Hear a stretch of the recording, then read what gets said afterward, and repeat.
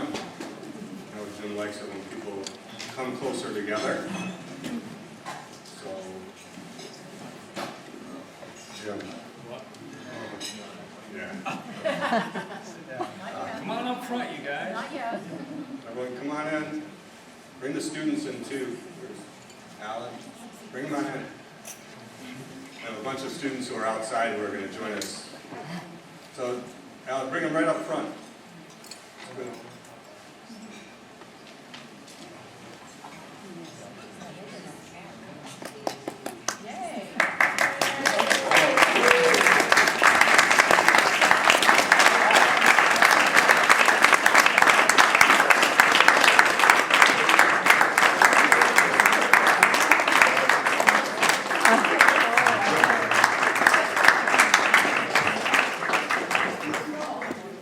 These are the students who are representing BuildOn in the state of Connecticut.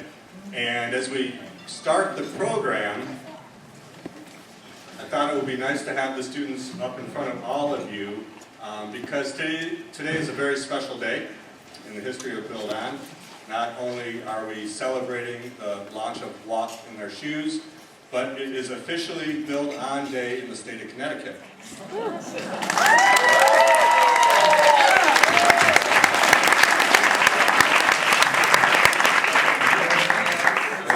I have a proclamation that was sent by Governor Malloy, and I'd like to read it to all of you. It says, whereas too many students drop out of high school in the United States annually, and over 50 million children are denied access to education in the developing world, and whereas education is a basic human right, and every child, regardless of their country of origin or economic status, should have the opportunity to realize their full potential. And whereas BuildOn aims to break the cycle of poverty, illiteracy, and low expectations through service and education. And whereas BuildOn empowers youth in Stamford, Bridgeport, Norwalk, and across the state of Connecticut to work towards solving the challenges in their communities, being engaged in school and demanding more from themselves for their futures. And whereas through BuildOn, these Connecticut youth bring education to children and parents who need it the most by building schools in some of the poorest and most remote communities in the world. And whereas youth from Stamford, Bridgeport, and Norwalk, and across the globe are embracing their potential and staying in school, now, therefore, I, Daniel P. Malloy, Governor of the state of Connecticut, do hereby proclaim September 23rd, 2013 as BuildOn Day in the state of Connecticut.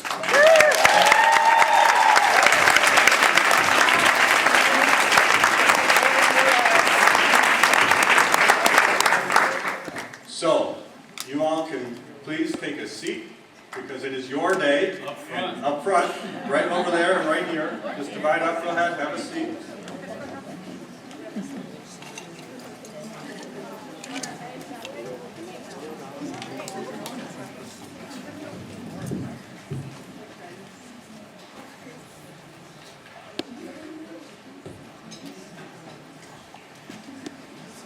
So for those of you who may not know, my name is Mark Friedman, and I'm the Chief Operating Officer at BuildOn. On behalf of all of us at BuildOn, I want to welcome you to this great celebration, to the launch of Walk in Their Shoes. I'd like to thank our host, Ernie DiMattia, the President and CEO of the Ferguson Library, and great friend of BuildOn and of Jim's and mine. Ernie, thank you very much.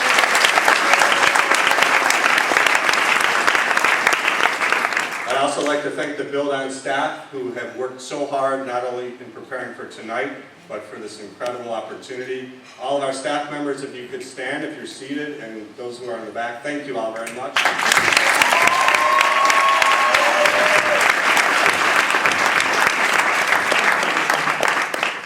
Thanks to Elm Street Books over there in the corner for being here as our independent bookseller. I urge you to support them.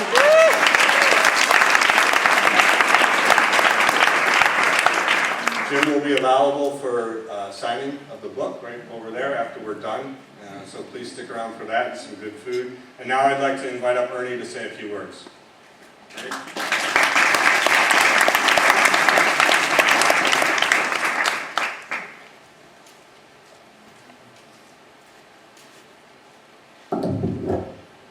So good evening. Good evening. You're in my house tonight. Well, actually, it's not my house, it's our house, because it does belong to everybody. Yes, of course. It's easy to be a great friend of BuildOn. Building with books to begin with. Of course, anything with books in it, you know I'm going to be attracted to. So I got to know Jim and Mark many years ago. And we've been friends ever since. And we are so proud to have them in Stanford. It's been really just a wonderful thing for us to have BuildOn here, located here in Stamford, Connecticut. When I think of BuildOn, I try to analyze it in a variety of ways. And I look at BuildOn as two words. You can see them up here. And really, BuildOn means a variety of things to me. It means, first of all, for the B, something that's bold. And clearly, when Jim and Mark got together to make all this happen, it was a very, very bold idea.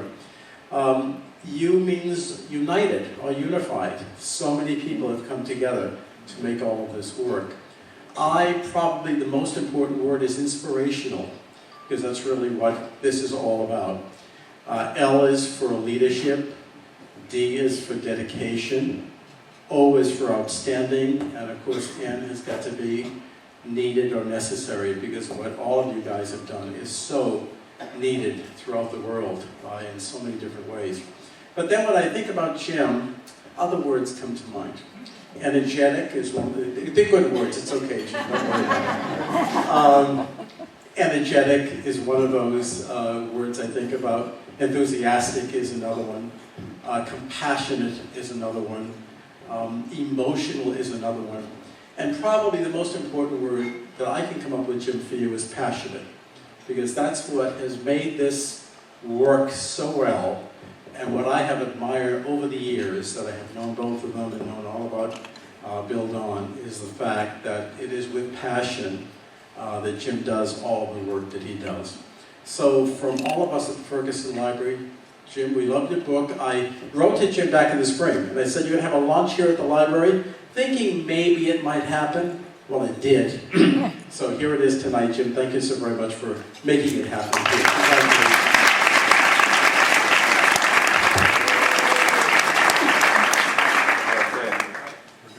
So, Ernie, I want to thank you for a number of things. I don't think we need this. Do you guys think I need to know? That's a leave it on. Yeah? All right, then. So I want to thank you, Ernie, for a lot of things, but especially for letting me bring my coffee into the library. That's a good deal. Only if you know Ernie can you do that. Just make sure you call me first before you come and try it again, okay? I know. They'll take me out in handcuffs if I try it without Ernie. So, ladies and gentlemen, thank you very, very much for coming out here and joining us tonight. It means the world to me, and it's really important to our cause. And I decided, well, Mark asked me to share a specific slideshow that actually highlights two different chapters in our book. So some of you may be familiar with part of this, some of you may be not, but I hope either way that you enjoy the slideshow and that you especially like the book. We poured our heart and soul into it, and it's all out there. So, all right, here we go.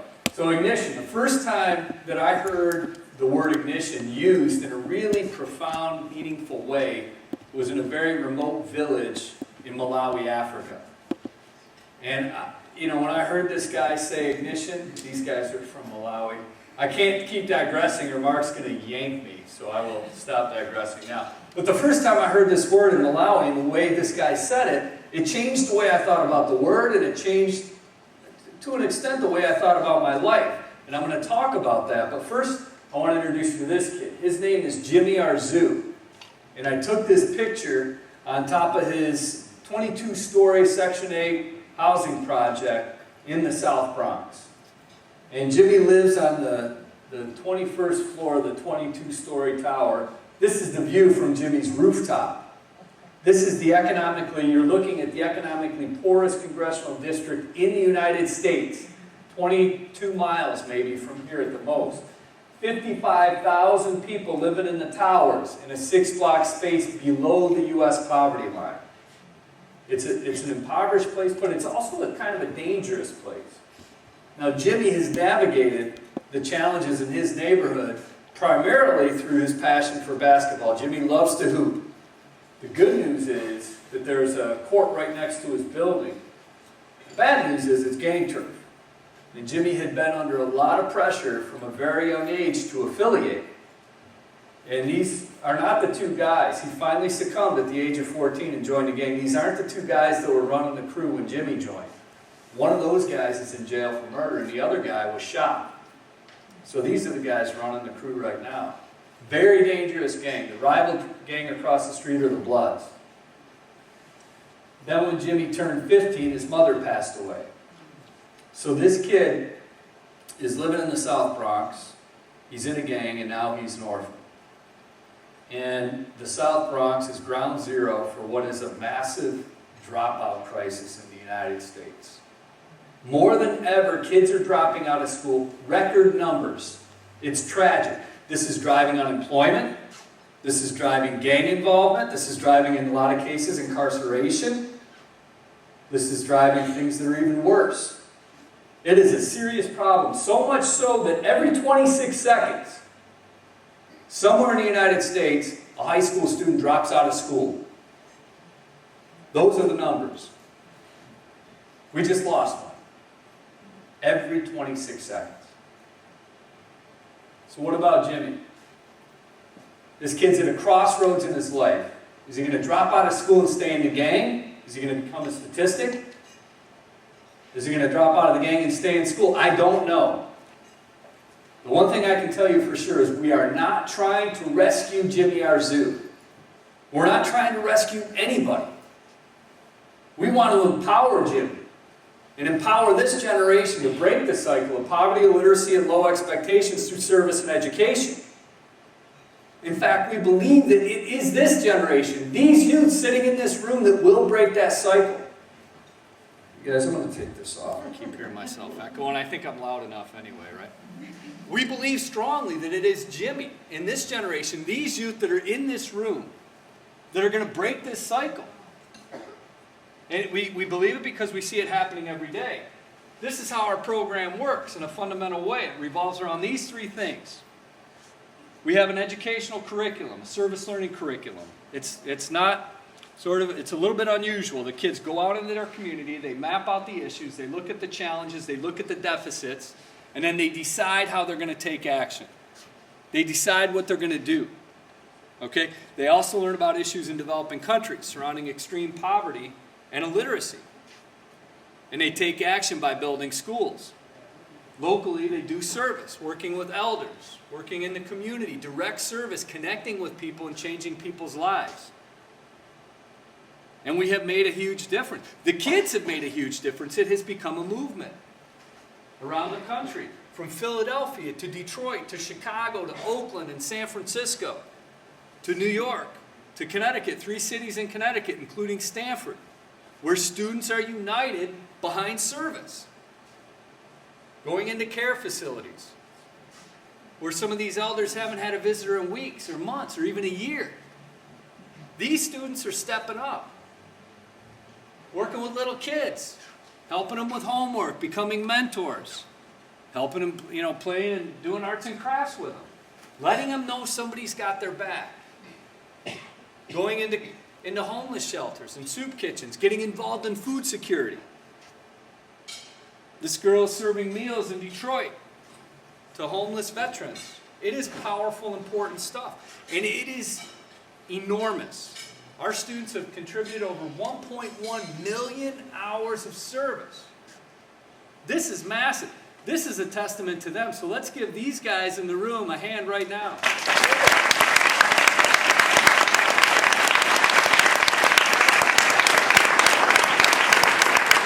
In this picture, the students are putting on a workshop for little kids that have developmental disabilities. This kind of service is so important. It is changing lives. Internationally, we've now built 567 schools around the world in some of the economically poorest countries on the planet. I had a chance to go to Malawi not too long ago. Actually, 6 months ago. And I'm going to talk about that in a few minutes, but now I want to go back in time by 20 years to talk about the first school that we ever built.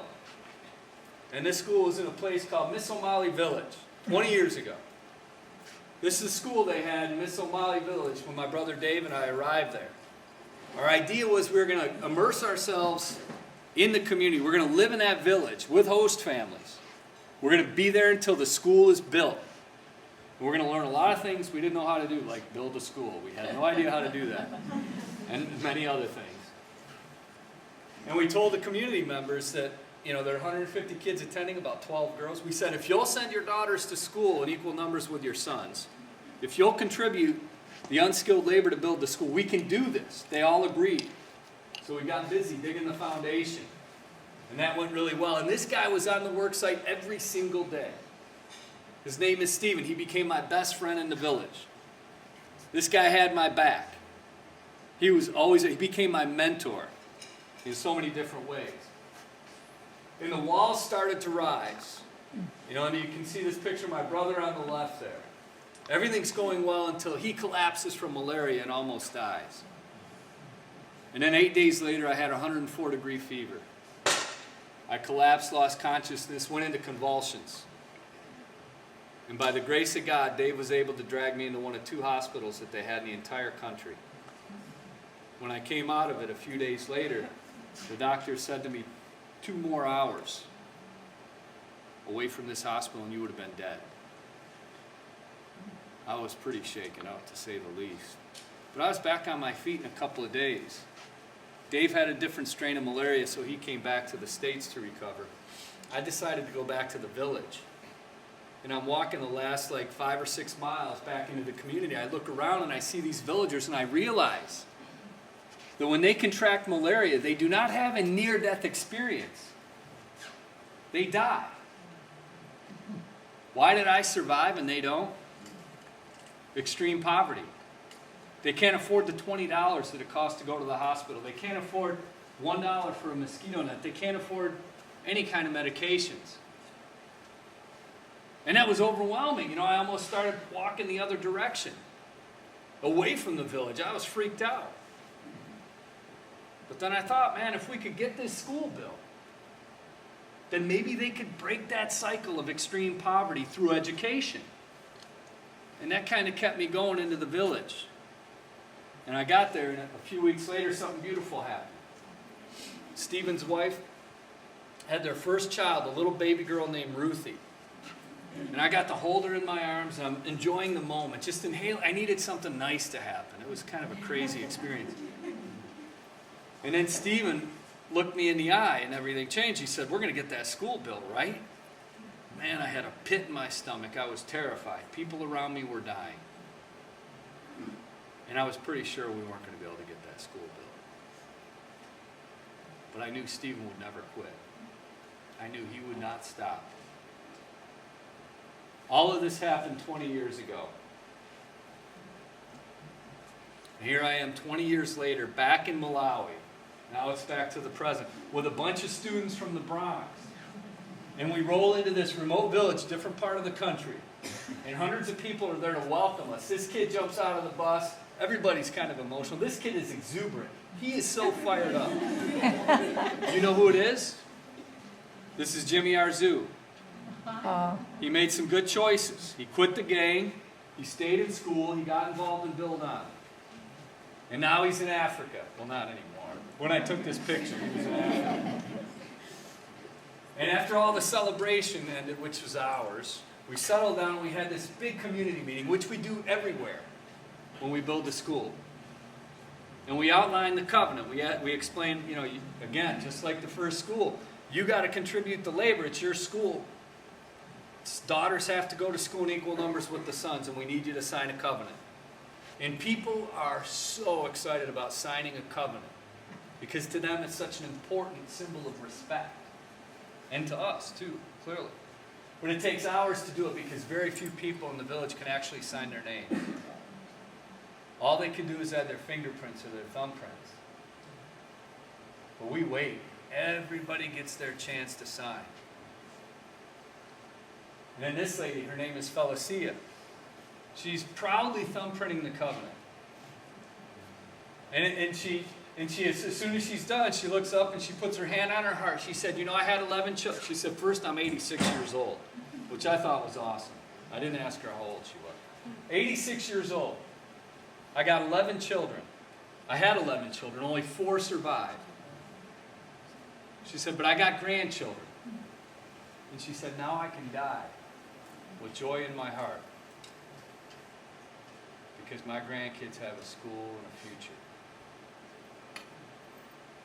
All these kids hear that. Jimmy Arzu hears that. And they sign the covenant. They know it's serious business. And then, you know, a couple of days later, I was with Felicia and Jimmy, and we were hanging out. And I'm listening to a conversation going back and forth.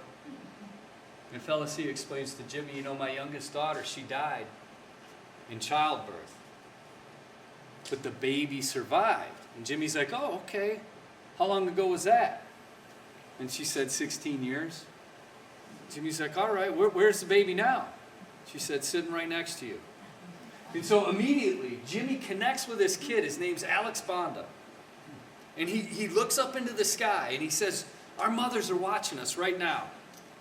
He said, we got to build this school. We got to make them proud. It was this amazing moment. You know, and he backed up his words, man. He went to work, digging that foundation, hauling concrete, mixing cement. It's like 100 degrees. You guys know, some of you been to Malawi, it's hot there, right? It's serious stuff. Laying the bricks to build the walls for a school that would be there for 100 years. 567 schools around the world like that one. Half of all our students are girls in each of these schools. It's a powerful experience. But what about Miss O'Malley Village? Did we get that school built? The answer is yes. It was a brutal, difficult project, but we got it built. When I left the village, there were 150 kids attending. But I never looked back. I never wanted to go back. It was a really hard experience. Until my co-writer, Jim Hirsch, was like, we got to go see what happened. And I'm like, come on, Billy. And he's like, yeah, we got to go. So we go back after 20 years just for this book. I mean, I was glad to go back ultimately, but I was a little bit afraid.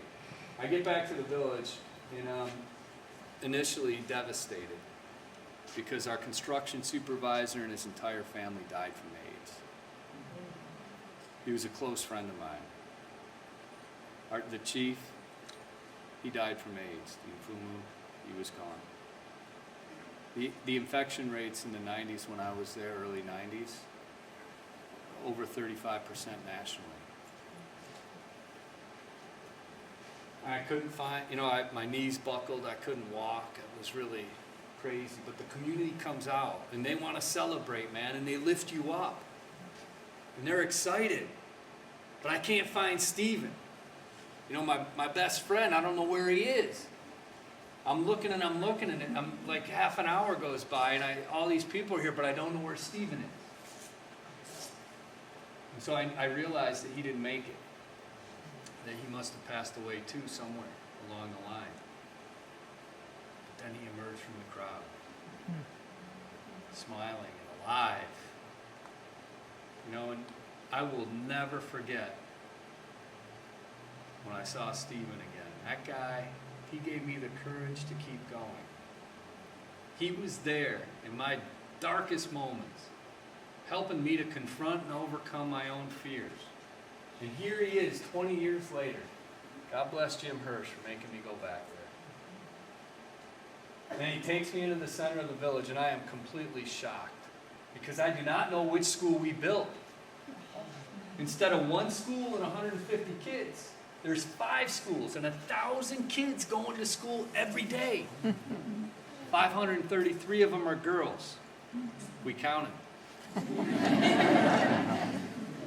And this is like this moment of elation, and I'm really excited. And then I think, oh man, what about Ruthie? I wanted to ask Stephen, about his daughter, but a lot of kids don't make it. They don't survive in Malawi.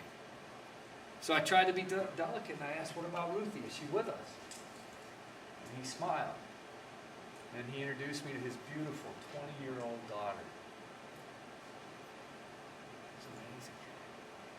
And he was beaming with pride when he explained that Ruthie went to the school that we built. She went to all 5 of these schools.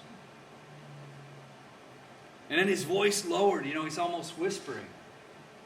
And I get a little closer and he says, I'm an illiterate man. I can't even sign my own name. But Ruthie, she became a teacher. And she will lift up my family's name forever. That's right. Another I like that. She will lift up my family's name forever. And then he looked at me and he said, you are the ignition. There's that word. The act of starting a fire so an engine begins to work. No. I shook my head, I looked back at Stephen and I said, you were the ignition. You started that fire 20 years ago. Now Ruthie's the ignition. She's lighting fires. And education is a fire that nobody can put out. Jimmy Arzu is lighting fires. Metaphorically, of course. For Jimmy. I just saw Jimmy on Friday. He's doing well. Is he a statistic? Actually, he is. But now he's part of this number. 95% of the kids that get involved in our programs not only graduate, they go to college. Truancy in the toughest schools that we work with goes down by 66% for kids that get involved. That's massive. So Jimmy's part of that number. And actually, he's a freshman in college on a full scholarship. God bless Jimmy Arzu. 85,000 children, parents, and grandparents attending the schools that we built every single day, attending the schools that they built every single day. Each and every one of them is lighting a fire. I learned from Stephen that if we have the courage to confront our fears, that we can all light a fire. The service that we do is a fire that can never be put out. The service that we do is something that can never be taken away. So I invite each of you, I ask each of you, I plead with each of you to think about what you're passionate about. Decide what it is that you want to change, that needs to be changed. Confront your fears if you have them. We all do. Some of us don't admit it. I do. We've got them. Push through, overcome, and light that fire, because it is a fire that nobody can put out. God bless you all. Thank you for coming out tonight.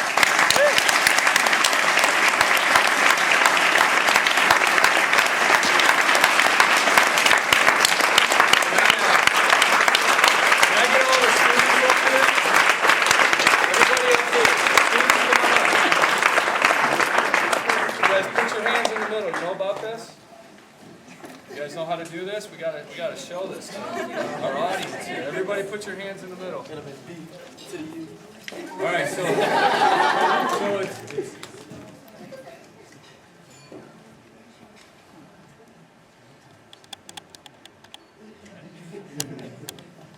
we are BuildOn!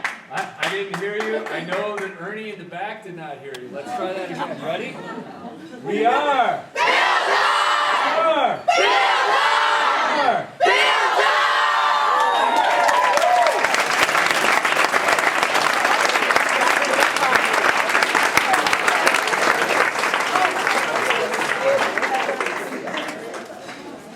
We're going to open it up for some Q&A with Jim here. Anyone has any questions for the author? I thought we were all done. I would have waited. Yeah. What's happening in Haiti? Fairfield U had started a school there for boys. And I had spoken to a priest who was raising money. They did big weekends at Fairfield U. And I asked him, because Book Aid in Darien I volunteered for at the time, and still do. And we wanted to send girl books and boy books for their library. They were building a library. And he said to me, oh, the girls, they do servant work. They don't have education. And he made a clean line that girls didn't get education. So I'm thrilled that you are building schools that girls are getting equal opportunity. Well, so what's happening in Haiti is the question, right? I mean, there's so many very difficult things that are happening in Haiti right now. I don't know for sure about the project that you're referring to with Fairfield U, but I can tell you this, that we have, since the earthquake in 2010, we've built 36 schools in Haiti, about 65, 70 miles from the epicenter. And in those schools are at or above capacity, and 50% of all the students are girls because of the covenant, because of the leadership committee of 6 women and 6 men that lead those projects. Haiti is far and away the most difficult place we've ever worked, not even more so than Malawi. It is challenging on a lot of levels. But you got to stay determined, you got to stay dedicated. If you really want to know what's going on in Haiti, I invite you to go to Haiti. Not enough people are getting out into the field. You know, go check it out. See what your investments, your contributions are doing in the field. There's no better way to verify. And then if you can't do that, not everybody's going to pick up and go to Haiti. Look at the financials. Look at the metrics. Look at the outside evaluations of the organizations you support. And really, you know, evaluate and make sure and follow up. It makes the organizations better. And more importantly, the work that you do, the hard-earned dollars that you contribute, reach the kids and the people that need it the most. Thanks. Good question. Very, very impressive what you guys are doing here. Just one question I have for you. When you go into the different countries, is there any criteria that you use for either selecting one country versus another? I know some of the African countries have military issues of, civil unrest. How do you do that? Well, that's a good question. So we always try to pick countries that are stable, that have ministries of education that can provide teachers, places where we can work in a relatively peaceful way, in a stable environment. But we're in Nepal. We had to work through 10 years of brutal civil war, and our schools were all behind the Maoist lines of control. The Maoists end up winning the war. We work in Mali, which was taken over for at least a brief stint by Al-Qaeda, and before that, the Tuaregs in the north. And we work in Haiti, which is always amid some sort of, chaos. And so you make those decisions to go to countries where the need is high, where extreme poverty is high, because we see direct correlations between extreme poverty and illiteracy, and you hope for the best. I mean, there's no way you can be sure what's going to happen in any of these countries. Mali was upheld as the pillar of democracy in all of Africa. Colin Powell visited there twice, to support the democracy. But yes, less than 6 weeks before the president was about to leave office, and he was doing a very peaceful transfer of power, the coup d'etat, because it was a power-hungry guy. So you just don't know. So we look at need, we look at the ability and the stability of the government to provide teachers, because we don't want to provide teachers, we don't want to provide curriculum. We want it to come from in the country. We want it to be, relevant and tied to their culture and their standards, not ours.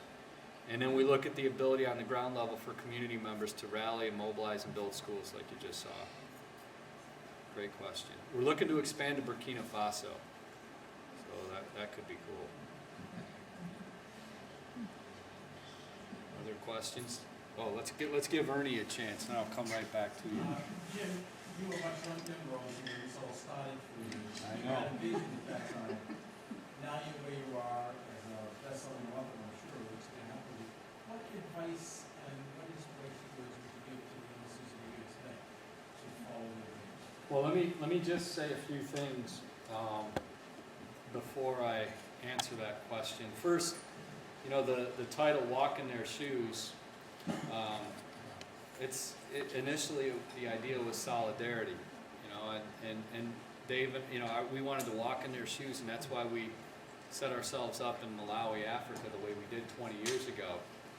And then when I was walking back to the village after the malaria experience, I realized I could never truly walk in their shoes out of solidarity because I don't suffer from extreme poverty.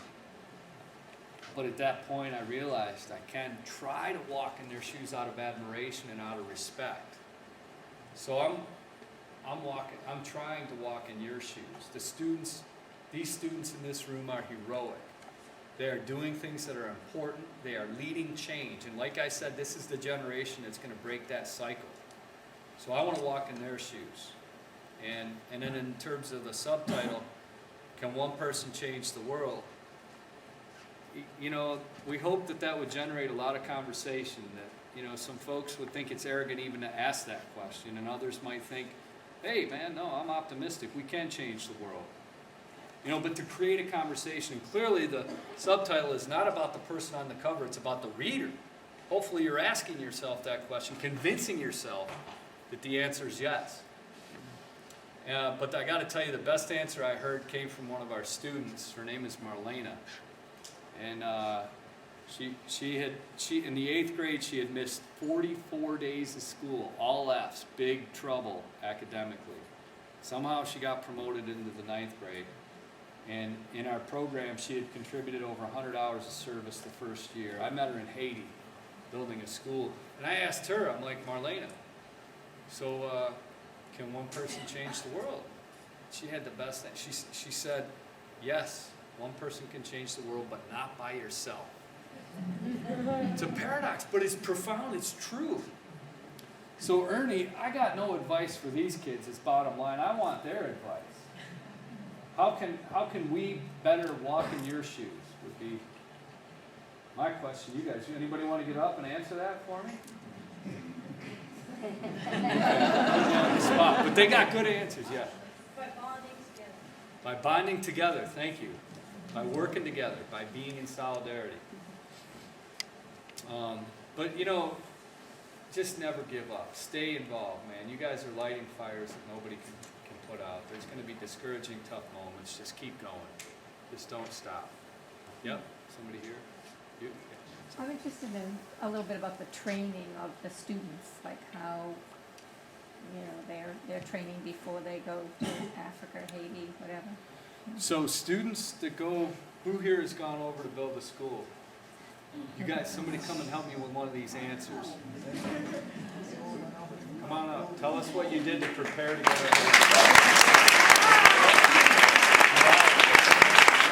Shante went to Malawi. So we don't technically do like a training, but we have like pre-trek, and when we come back from our trip, we have a post-trek.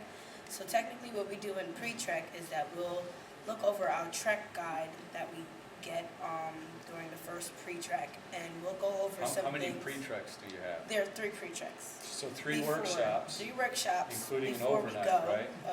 Well, we didn't have an overnight. Oh, you didn't have the overnight? No. Oh. We didn't have an overnight, but we have 3 workshops before we go. And during those 3 workshops, we get to know our trek buddies that we're going on trek with, and we'll go over, we'll start off going over like the language that we need to learn, but we won't technically actually learn it during the workshops because no one there knows how to speak it. So it'll take us until we get to Malawi or wherever we're going to actually learn the language. But we'll get familiar as to what games the culture plays, what food the culture plays, how they live, how we take a shower, like their environment pretty much. And then we'll experience it, and then we'll come back, and then we'll have 2 post-treks, 2 workshops that we'll do. And during those workshops, But they don't train.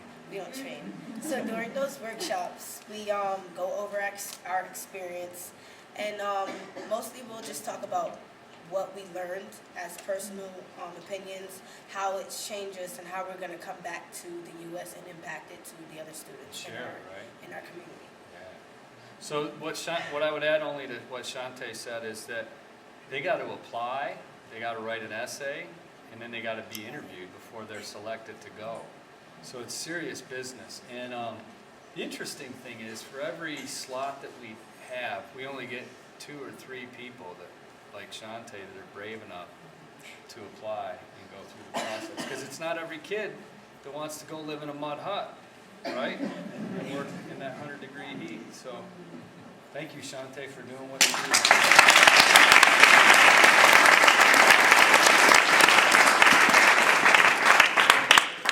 Yep. You remind me of Sir Edmund Hillary. Oh. I had the privilege to meet him. My mother and father raised money for his first dream school in Tibet. He wanted the Sherpas, and in particular his Sherpa, to have a better life for their children. That was their dream. So he wanted a school. And my mother was on editor with Macmillan Children's Books. And she met him in London and was so moved that she wanted to raise money. And my father built trusts for 3 banks. So they racked their brain. They said, okay, we're going to sell a floor on the QE2. We're going to raise a certain amount of money from the sale of the QE2. And that's how they did it. And they invited Lady Louise and Sir Edmund Hillary. And they came and they had breakfast, lunch, and dinner with them. And they heard the dream. But you remind me, your zest for and fire remind me of Sir Edmund Hillary. That's very generous, but there is only one Sir Edmund Hillary. He paved the way. We stand on his shoulders. But he did build 4 schools, I understand. So we have time for one more question, and then we're going to sell some more books and do some book signings. I have 3 of them. Sure. All right, we'll give you a chance because we got to chat earlier. We can chat more. Yeah. Okay, thanks. You're welcome. Hi, What's your name? actually, my name's Dave. Hi. I really love their dream story, and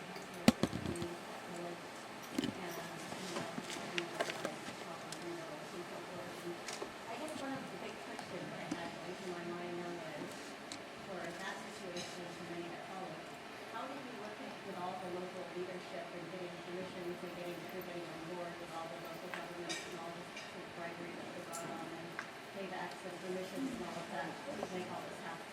Well, the answer to your question is in the book. The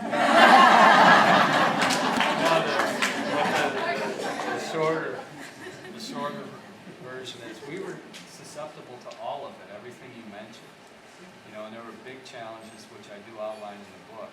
And you know, we were lucky to find people that really cared, that were really passionate, were really committed to the project. We learned a lot of lessons about organizing, you know, community members and getting behind them in solidarity before we broke ground and before we got going. We learned a lot on that project, but we really built our methodology around some of those tough lessons that we learned, including the covenant process, which originated that idea from that village experience in Somali. But it's just really important that you keep it grassroots, that you make sure that you include everybody, that you connect with everybody, and you can really basically work through anything if you have the people behind you. Well, yeah, actually, if you're behind the people, I should say. Nobody was behind me. You're welcome. Great question. All right.